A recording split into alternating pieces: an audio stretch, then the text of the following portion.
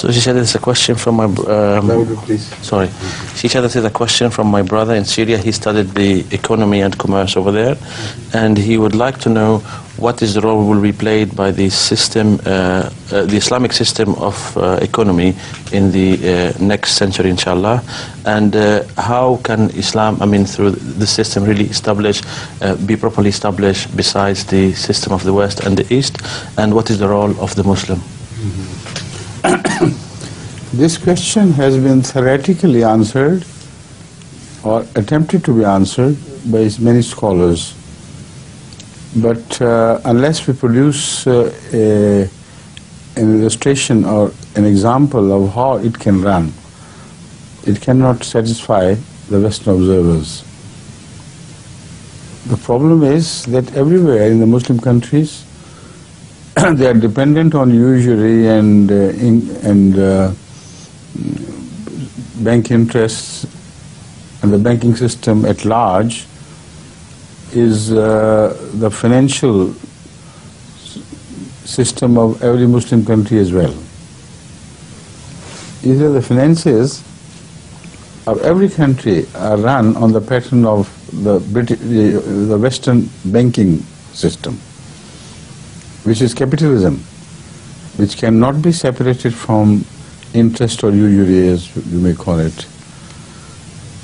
So the world wants to inquire, where can you show us one single system anywhere in the world which can survive in the modern times under modern pressures without using the regularly accepted banking system with interest, etc. On the academic side, I have discussed this question in depth in many places before. Perhaps, I don't remember exactly, but perhaps in Islam and the contemporary issues, you will also find a chapter on this. But let me begin with the beginning. Your husband asked me about Hazrat Muslim Maud.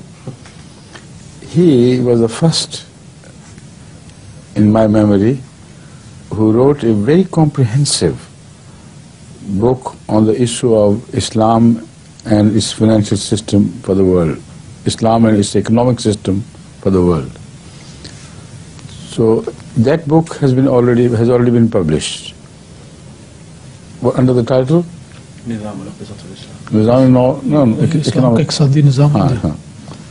What is the title in Arabic? Do you know that? Nizam al-Iqtisad fil Islam. Nizam al-Iqtisad fil Islam. Now, I would advise your brother to read that first. But he will find, as I also feel it is right, that that book was written about 50 years or so ago, or 60 years maybe. And it has been a little left behind in time, and the modern current system is not fully addressed by that book. Also, changes have taken place in the communist world, and a large part of the communist world has already is demolished. So, in the new evolving world, what role could Islam play? And do we see any hope that Islam would one day become the economic system of the world? This is a question, perhaps, which your brother wants to ask. So, all the same, whatever I said, I think he would benefit largely from the study of that book, Iqtisadiyat fil Islam. No, Nizam al-Iqtisadiyat fil Islam? Nizam al-Iqtisad fil Islam. Yes. But I have always also spoken on this subject at different places. And all these addresses have been recorded. I remember in some of my question and answer sessions, both in Urdu, Arabic, and perhaps German as well, I answered this question at greater length. So I would like you to get the copies of the cassettes which are available here, next door from here, and send them to your brother, because in this short time it will not be possible for me to recollect everything I had said on the subject before, and in one sitting repeat everything plus add some more. So this is for the time being my answer as far as the theory goes. But as far as the practice goes, he should study the system of Ahmadiyya Jamaat. We are surviving in a world where at times it is impossible altogether to avoid your links with banks and to conduct business where interest would somehow will be imposed on us. Yet we do not borrow money from the banks to buy our new properties for the Jamaat, to build new mosques, to create new missions, for MTA as well. We have not borrowed a single penny from any bank of the world. And on this I have been consistent throughout my tenure of office. When I went to Europe around 14 years ago, it was in 82. Yes, 82. So how many years? 13 years? 14? 15 now. Huh? Almost 15. Almost 15 years. That's right. When I arrived here, I noticed that some Ahmadi countries did not hesitate to borrow money for buying a mission house or building a mosque, etc. from the bank, because they were too eager to get that property which was available, and they did not have enough money. So they thought, for the sake of Allah, if you do it, it's impossible. I mean, it's necessary. It's evil, but necessary evil. So they indulged in this. And everywhere I found this was happening, and I was deeply shocked. So I was told every mission never to indulge in borrowing money from bank on interest. If you have to delay the work, the implementation of any proposed project, delay it. But don't borrow from the bank. If Ahmadis are ready to lend you money, borrow from them without any interest. Qarda hasana. So we started doing it. And from then on, the blessing of Allah which was poured upon us was immeasurable. It was just not countable at all. The money, I don't know how it was provided, but God provided us money from all sides, so much so that the number of mission houses at the time when I took this decision, as compared to the number of mission houses and their sizes, and the mosques and the beautiful, grand mosques we have built ever since, and other properties which we have bought, when compared, they appear like a dot as compared to what we have reached now, what we have achieved now. So I have always been convinced, without a shadow of doubt, that this is the blessing of the Islamic system. We had trusted God, and God did not disappoint us in that trust. He gave us far more than we could have expected. A time has reached now where we are spending just on MTA that much money which we could not spend in 10 years on the entire maintenance of Jamaat Ahmadiyya. In 1 year we are spending that on MTA, and we have not borrowed a penny from any bank. Banks owe us some money, of course. So they keep on adding their own interest according to the system. The choice for us is to either to throw it away or to spend it in the cause of Allah, because He is the proprietor of everything.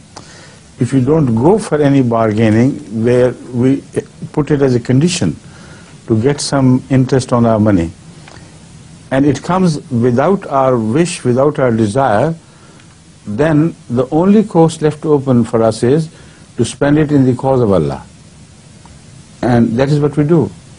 It's not spent on the maintenance of Jamaat Ahmediyya, on the maintenance of missionaries, etc.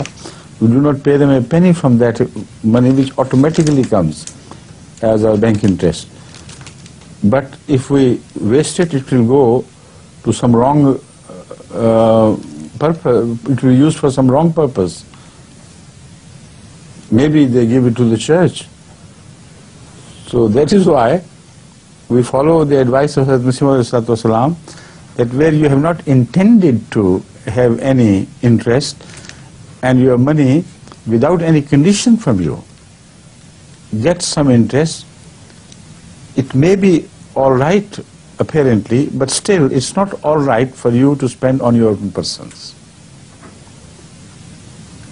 So Islam said, still I do not advise you to spend it for your personal requirements. Spend it in the cause of Allah, because for Allah there is no interest. Allah is the owner and the proprietor of everything. Inna lillahi wa inna ilaihi raji'un. Everything returns to God. So through that logic, He permitted us to use the money which comes automatically without our wish, without our desire, without a precondition laid by us upon the banks. Right? Now, if everything goes to Allah, why doesn't Jamaat do it at large as such? This Hazrat Masih Maud Islam did not permit at all, because then you will begin to play with the prohibitions of Islam lightly. Once you permit yourself to do that, then you may go across and enter, to transgress the limits, and also take this thing lightly. So I think this is the best advice we could get, and not advice, but this guidance we could get from Hazrat Imam Mahdi, and that is how we are running the Ahmadiyya Jamaat's financial affairs. And if your brother finds time to study this, you'll be amazed. Everyone who comes to learn of this, he is really astounded. One visitor from America connected with the satellite system, when he learned of this from me, he couldn't believe his ears. All that, and you're not borrowing any money from any bank? I said, yes, this is it. I said, no, you shouldn't be surprised at that. I say it is because of that, not despite that. Right? Now that is one angle of observation. I would like to point to your brother another angle of observation from which I have critically examined the very philosophy of capitalism and the system, how it works, and what benefits any financial system of the world can draw from this, if at all any. Now, on this issue I have spoken during my addresses in Western countries, like when I visited Canada last time. I laid it threadbare to the audience that your system, financial system, is essentially wrong in its fundamentals.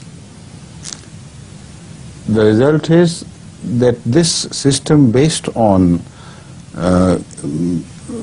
interest is bound to lead to wars and is bound to lead to internal disasters, for the collapse of your economy, for the unrest created because of inflation, etc., until a time would reach where you lose peace within your countries. And when it would further advance, then the international peace would be threatened. And I told them clearly that this is the meaning of the verses of the Holy Quran which warn mankind. Stop this or be ready for war with God and His Prophet. I said His Prophet is not here now. because he's returned to his God. But the meaning of this is that Islamic system is such that if you avoid it, you're bound to suffer. And this disrespect of Islamic advice, the Quranic advice of how economy should be run, is bound to lead you to a situation of wars, which will be very destructive. So I built the case up bit by bit, fact after fact. And if you watch that video, you'll be amazed that the audience which had come to attend that conference, although it was, the large number among them was not Ahmadis, not Muslims either. And they hail from the very peak of the Canadian society. There were among them professors, experts in economy, ministers, members of parliament, and other highly scholarly people. And they all listened spellbound. And not one of them disagreed with what facts I related and what conclusions I drew. Not only that, after the session, during our lunch, one after the other they came to my table and said, "We have just come to tell you we agree 100% with what you said." Absolutely right. But we are caught, in a mess, in the clutches of a system which has entangled us completely and surrounded us and left us totally helpless. We want to move away. What can we do about it? So some met me even afterwards to consult me separately on the issues where, they held some positions of authority in Canada. So they were so genuinely convinced that they met me afterwards to give them a few guidelines how could they practically implement these things. And I told them the difficulties they were facing. I realized that, of course, but also I showed them at least a way out for making an attempt. If not a way out, but at least there is some ray of hope lying in that direction. So when I am talking of these, talking of Islamic economy, the system of Islamic economy, to be superior to that of the West, I am not talking through my hat or turban. I am speaking of such facts which overwhelm the scholarly people of the world whose subject it is with conviction. They know that these facts speak for the truth of the Quran and the Quranic philosophy. So your brother, I am quite sure, will not be an exception to this general rule. Right? You can help him, help them. You can seek help from him, right?